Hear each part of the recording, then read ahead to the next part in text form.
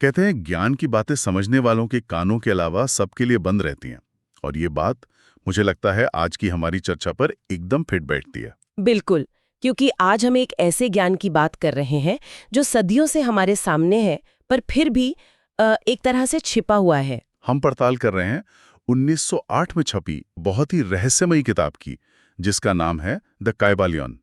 ये hermetic philosophy पर आधारित है, मतलब प्राचीन मिस्र और ग्रीस का वो गुप्त ज्ञान। हम्म। और इस रेफरेंस की सबसे अजीब बात पता है क्या है? हम्म। इसे कभी किसी कानून ने बैन नहीं किया, किसी सरकार ने इसे जलाया नहीं, लेकिन फिर भी ये औपचारिक फिलॉसफी और साइंस के सिलेबस से हमेशा बाहर रही, जैसे जानबूझकर इसे नजरअंदाज किया गया हो। ये एक बहुत दिलचस्प ऑब्जर्वेशन है।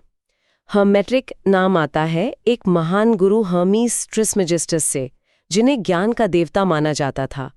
और ये दर्शन ब्रह्मांड के उन छिपे हुए नियमों को समझने पर जोर देता है जो हमारी दुनिया को चलाते हैं। अच्छा। द काइबालियन खुद को कोई नया धर्म या दर्शन नहीं बताता, बल्कि ये खुद को एक मास्टर की या महाकुंजी कहता है। मास्टर की। हाँ, एक ऐसी चाबी जो ज्ञान के कई अलग अलग दरवाजों को खोलने में मदद कर सकती है। ये तो सुनने में बहुत आकर्षक लगता है। किताब का दावा है कि ये 7 मुख्य सिद्धांतों पर आधारित हैं, जो इस पूरे दर्शन की नींव हैं।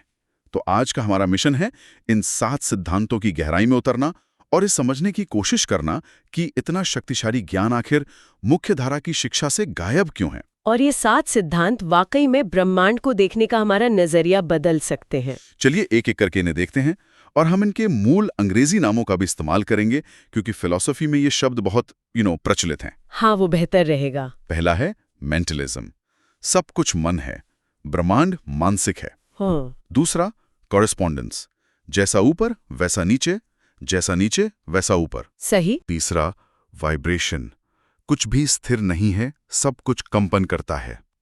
चौथा पोलैरिटी, मतलब विरोधी स्वभाव में समान होते हैं, बस डिग्री अलग होती है। एग्जैक्टली। पांचवा रिदम, हर चीज का प्रवाह होता है, उतार और चढ़ाव। छठा कॉज एंड इफेक्ट, कुछ भी संयोग से नहीं होता। और सातवां जेंडर, रचनात्मक शक्तियां हर जगह मौजूद हैं। तो चलिए इस सफर की शुरुआत करते हैं। पहला सिद्धांत मेंटलिज्म, सब कुछ मन है। सच कहूं तो ये सुनने में बहुत बड़ा और एब्स्ट्रैक्ट लगता है। मतलब ये माइक, ये कमरा, ये दुनिया, क्या सब कुछ बस एक सोच है? ये मानना तो बहुत मुश्किल है। बिल्कुल, और ये सबसे फाउंडेशनल सिद्धांत भी है। इसे समझने के लिए रेफरेंस हमें दी ऑल या सर्व का कॉन्सेप्ट देता है। The all? हाँ, ये सिद्धांत कहता है कि ये पूरा ब्रह्मांड अपनी सारी आकाशगंगाओं, सितारों और हम सब के साथ द ऑल के मन में बसी एक मानसिक रचना है। एक मानसिक रचना? जैसे एक लेखक अपने दिमाग में एक पूरी दुनिया, उसके किरदार, उसके नियम बना सकता है, वैसे ही द ऑल अपने अनंत मन में अनगिनत ब्रह्मांडों की रचना करता है और उन्हें बनाए रखता है। ठीक है, ये एक फिलोसॉफिकल आइडिया है, लेकिन इसका कोई तर्क तो होगा, वरना ये तो बस एक कल्पना लगती है कि हम सब किसी के दिमाग की उपज हैं। यहीं पर दूसरा सिद्धांत कॉरेस्पॉन्डेंस हमारी मदद करता है। जैसा ऊपर वैसा नीचे। द काइबालियन का तर्क ये है कि हम उस सर्व को सीधे तौर पर नहीं जान सकते, वो हमसे परे हैं, लेकिन हम उसे अपने आप को समझकर जान सकते हैं। जैसे एक इंसान अपने मन में सोच, भावनाएं और पूरी की पूरी काल्पनिक दुनिया बना सकता है, वो एक माइक्रोकॉस्मिक क्रिएटर है। उसी तरह द ऑल बड़े पैमाने पर, मतलब मैक्रोकॉस्मिक लेवल पर यही काम करता है। अच्छा, तो आप कह रही हैं कि खुद को समझकर हम ब्रह्मांड को समझ सकते हैं। जैसा नीचे वैसा ऊपर का यही मतलब है कि हम उस बड़ी रचना का एक छोटा सा नमूना है। एकदम सही। और इसका एक और गहरा मतलब ये है कि हमारा मन सिर्फ सोचने या महसूस करने का एक जरिया नहीं है, बल्कि ये हकीकत बनाने का एक साधन भी है। रेफरेंस में कहा गया है कि मन कारण का एक उपकरण है। कारण का उपकरण? हाँ, ये सिर्फ बाहरी दुनिया को देखने वाला पैसिव ऑब्जर्वर नहीं है, बल्कि उसे बनाने में हिस्सा लेने वाला एक्टिव पार्टिसिपेंट भी है। ये सिद्धांत कहता है कि हम एक मानसिक ब्रह्मांड में रहते हैं और इसलिए हमारे अपने मन में ब्रह्मांड को प्रभावित करने की शक्ति है। अगर सब कुछ मानसिक है, और एक ही मन की रचना है, तो फिर ये दुनिया इतनी ठोस, इतनी असली क्यों महसूस होती है? यहीं पर शायद अगला सिद्धांत वाइब्रेशन काम आता है। आपने बिल्कुल सही नस पकड़ी है। तीसरा सिद्धांत वाइब्रेशन कहता है कि कुछ भी स्थिर नहीं है, सब कुछ कंपन करता है। ये मेंटलिज्म के सिद्धांत को भौतिक दुनिया से जोड़ता है। अच्छा। किताब का तर्क है कि मन और पदार्थ ये दो अलग अलग चीजें नहीं हैं, उनके बीच का अंतर केवल कंपन यानी फ्रीक्वेंसी का है। ये तो आधुनिक विज्ञान जैसा लगता है। जैसे स्ट्रिंग थ्योरी कहती है कि ब्रह्मांड में सब कुछ अलग अलग फ्रीक्वेंसी पर कंपन करने वाले स्ट्रिंग से बना है। बिल्कुल। देखिए, बालियन ये बात 1908 में कह रहा था। रेफरेंस में एक घूमते हुए पहिए का बहुत अच्छा उदाहरण है। जब पहिया स्थिर होता है तो वो एक वस्तु है। जब वो धीरे धीरे घूमना शुरू करता है तो आप उसे देख सकते हैं। गति और तेज होती है तो एक ध्वनि सुनाई देती है। सही। और तेज होने पर वो गर्मी पैदा करता है। गति और बढ़ती है तो वो प्रकाश की एक किरण बन जाता है, और फिर गति इतनी तीव्र हो जाती है कि वो अदृश्य हो जाता है। अरे वाह। वस्तु वही है, बस उसके कंपन की अवस्था बदल गई। इसी तरह पदार्थ और ऊर्जा से लेकर मन और आत्मा तक सब कुछ एक ही स्पेक्ट्रम पर अलग अलग गति से कंपन कर रहा है। वाह। मतलब पत्थर से लेकर एक विचार तक सब कुछ सिर्फ वाइब्रेशन का ही खेल है।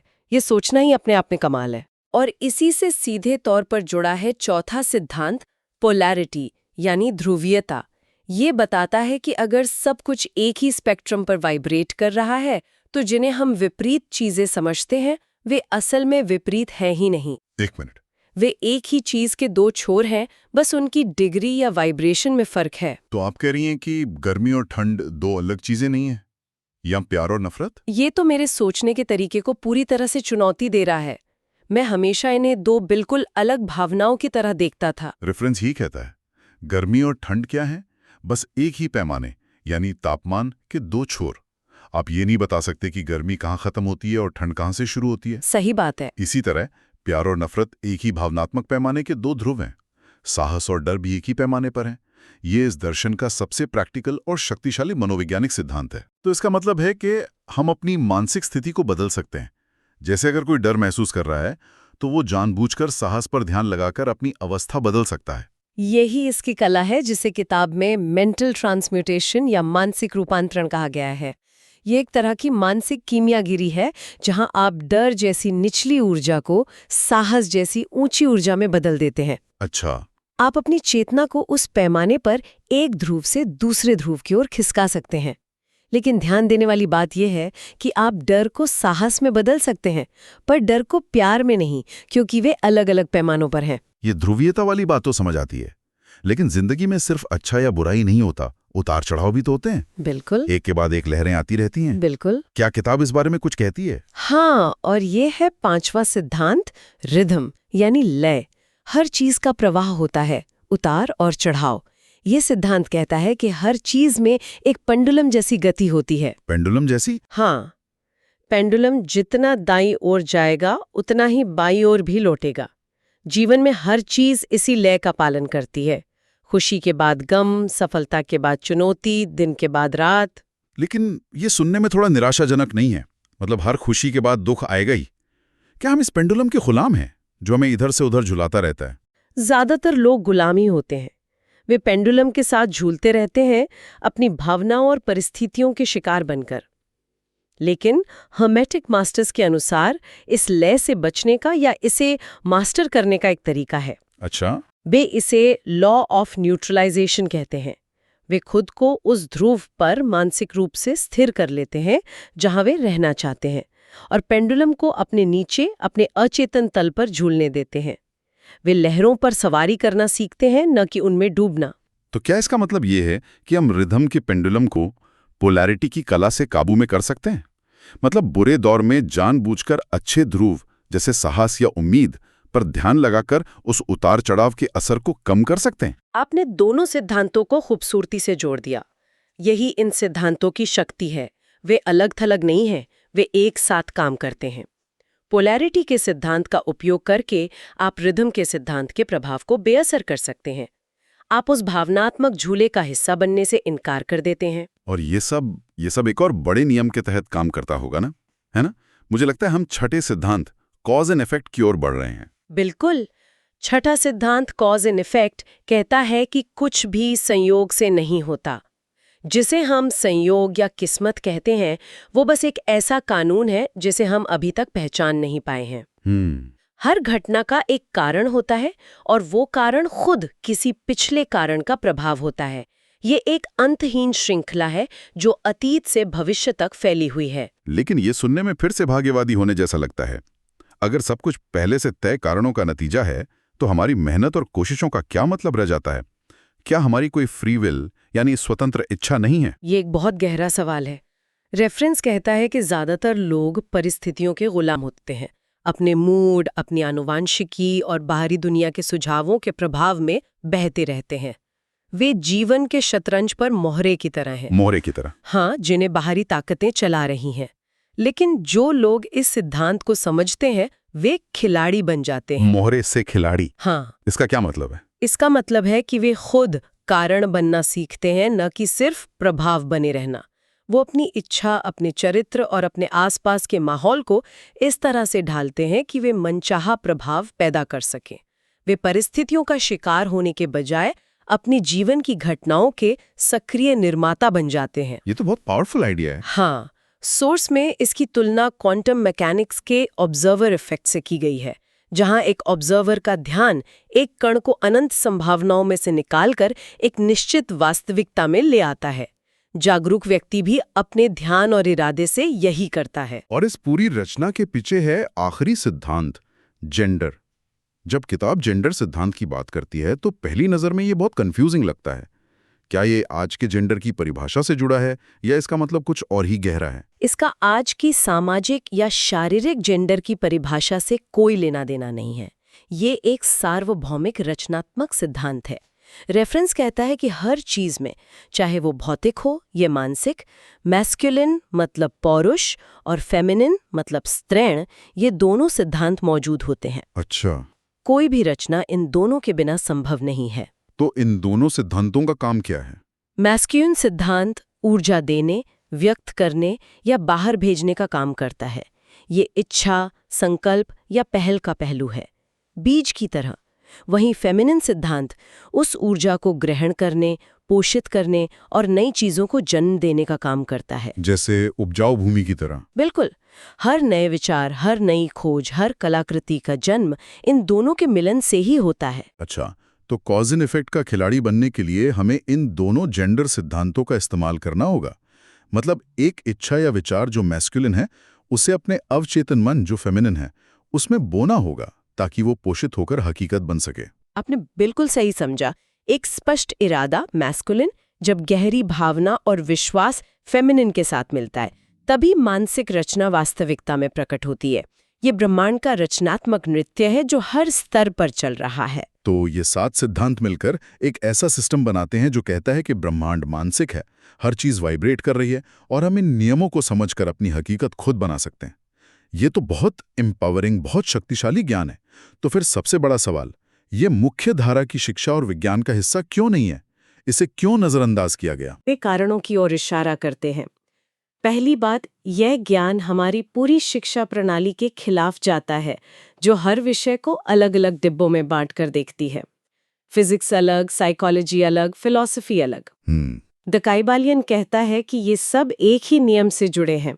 यह मन और पदार्थ के बीच की दीवार को गिरा देता है। और ये जिम्मेदारी भी तो डालता है। अपनी नाकामयाबी के लिए समाज को, किस्मत को या दूसरों को दोष देना आसान है। ये मानना बहुत मुश्किल है कि कहीं न कहीं इसकी वजह हमारे अपने मन में, हमारे अपनी सोच में है। बिल्कुल। यह लोगों को बाहरी दुनिया को दोष देने के बजाय अपने जीवन के लिए आंतरिक रूप से जिम्मेदार बनाता है। यह एक बहुत बड़ी जिम्मेदारी है जिसे स्वीकार करने के लिए हर कोई तैयार नहीं होता। सही बात है। और शायद सबसे विवादास्पद कारण यह है कि जो लोग ध्रुवीयता और मानसिक कार्य कारण को समझते हैं, उन्हें नियंत्रित करना बहुत मुश्किल होता है। नियंत्रित करना मुश्किल होता है? कैसे? सोचिए, हमारे समाज का एक बड़ा हिस्सा डर और इच्छा के खेल पर चलता है। विज्ञापन आपको कुछ पाने की इच्छा दिखाते हैं, समाचार आपको किसी चीज से डराते हैं। लेकिन जो व्यक्ति पोलैरिटी के सिद्धांत को समझता है, वो जानता है कि वो डर को साहस में और नफरत को शांति में बदल सकता है। हाँ, वो इन बाहरी प्रभावों से ऊपर उठ जाएगा। एग्जैक्टली वो इन बाहरी भावनात्मक जोड़ तोड़ से ऊपर उठ जाता है। उसे नियंत्रित करना लगभग असंभव हो जाता है। ये तो बहुत गहरी बात है। इसी संदर्भ में रेफरेंस में एक बहुत शक्तिशाली बात कही गई है। इस किताब को कभी जलाया नहीं गया, इसे बस कभी पढ़ाया नहीं गया, क्योंकि जो दिमाग कारण और प्रभाव को समझ जाता है वो दुनिया को दोष देना बंद कर देता है। वाह, यह ज्ञान व्यक्ति को सशक्त बनाता है, और एक सशक्त आंतरिक रूप से जिम्मेदार व्यक्ति किसी भी बाहरी नियंत्रण प्रणाली के लिए हमेशा एक चुनौती होता है। तो द केबलियन सिर्फ 7 नियमों की लिस्ट नहीं है, यह हकीकत को देखने का एक चश्मा है। यह ब्रह्मांड की एक ऐसी तस्वीर पेश करता है जो मानसिक है, कंपन पर आधारित है और जिसे कुछ सार्वभौमिक सिद्धांतों को समझकर प्रभावित किया जा सकता है। ये सिर्फ एक पुरानी रहस्यमयी किताब नहीं है, ये एक तरह का ऑपरेटिंग सिस्टम है। ये एक मास्टर की है जो आज भी टैरो, ज्योतिष, कीमिया और यहाँ तक कि क्वांटम फिजिक्स जैसी चीज़ों के पीछे के गहरे कनेक्शन को समझने में मदद कर सकती है। ये दिखाता है कि कैसे ये अलग अलग क्षेत्र एक ही सार्वभौमिक नियम के अलग अलग पहलू हो सकते हैं। ये वास्तव में ज्ञान को देखने का एक एकीकृत तरीका है। यह हमें याद दिलाता है कि ब्रह्मांड के नियम बाहरी और आंतरिक दोनों दुनिया में एक जैसे ही काम करते हैं। जैसा कि सिद्धांत कहता है, जैसा ऊपर वैसा नीचे। इस पूरी चर्चा के बाद एक सवाल मन में रह जाता है जो वाकई सोचने पर मजबूर करता है। द केबलियन में एक दिव्य विरोधाभास, मतलब डिवाइन पैराडॉक्स का जिक्र है। जबकि ब्रह्मांड नहीं है, फिर भी वो है। इसका क्या मतलब हुआ? ये तो विरोधाभास ही है। इसका अर्थ है कि परम वास्तविकता यानी दी ऑल के दृष्टिकोण से ये ब्रह्मांड एक भ्रम, एक सपना, एक मानसिक रचना है। यह स्थायी नहीं है, इसलिए यह नहीं है। अच्छा। लेकिन हमारे लिए जो इस सपने का हिस्सा हैं, ये बिल्कुल वास्तविक है। हमारे दुख, सुख, हमारी चुनौतियां, सब कुछ हमारे लिए सच है, इसलिए फिर भी वो है। तो सोचने वाली बात यह है, अगर ये हकीकत हमारे मन की रचना है और हम भी उसी परम मन का हिस्सा हैं, तो फिर बनाने वाले और रचना के बीच की असली लकीर कहाँ है? क्या हमारी वास्तविकता महज हमारे उसे देखने का एक कार्य है? क्या हम सिर्फ एक फिल्म देख रहे हैं, या हम उस नाटक के डायरेक्टर, राइटर और एक्टर सब कुछ खुद ही हैं?